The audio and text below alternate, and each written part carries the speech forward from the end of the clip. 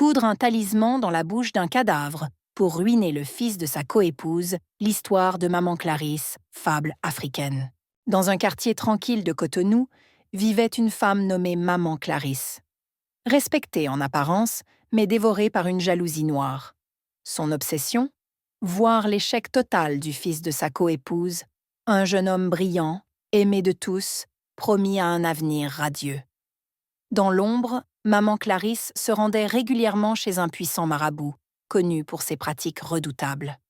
Elle y alla un jour, le cœur brûlant de haine, suppliant le marabout de bloquer l'avenir de ce garçon.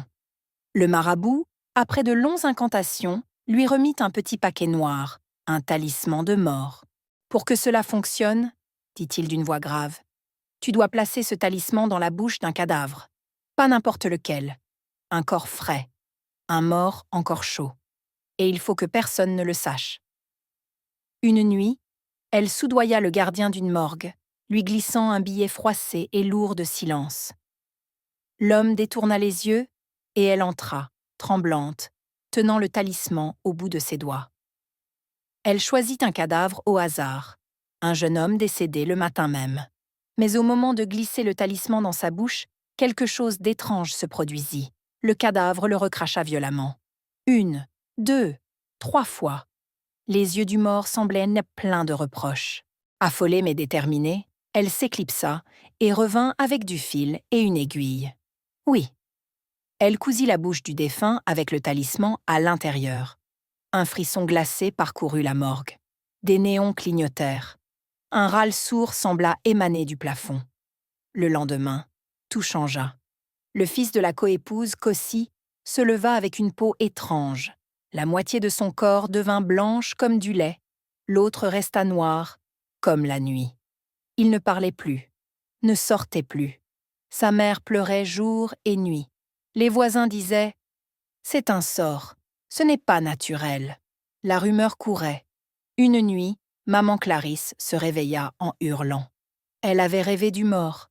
Il l'avait regardée et lui avait dit « Tu as cousu ta propre folie dans mes lèvres ». Elle perdit l'esprit peu à peu, paranoïaque, hallucinée. Elle parla toute seule dans les rues, jusqu'à ce qu'un jour, elle entre en courant dans le village, criant « C'est moi qui ai tout fait. C'est moi qui ai cousu le sort dans la bouche du mort. » Elle retourna voir le marabout, les yeux rouges, les vêtements en lambeaux. Le vieil homme la regarda longtemps. « Tu veux rompre le pacte ? Très bien. Mais il faut retrouver ce corps. Ouvre sa bouche et retire le talisman de tes mains. » Elle hurla, mais je ne sais même pas qui il était. Il est sûrement enterré maintenant. Où ? Où ? Silence. Trop tard. Depuis ce jour, on dit que Maman Clarisse erre autour des cimetières, la nuit, creusant les tombes au hasard, à main nue, en murmurant « Je viens chercher ce que j'ai cousu ». Et le garçon ? Certains disent qu'il a disparu. D'autres affirment qu'il vit encore, entre deux mondes.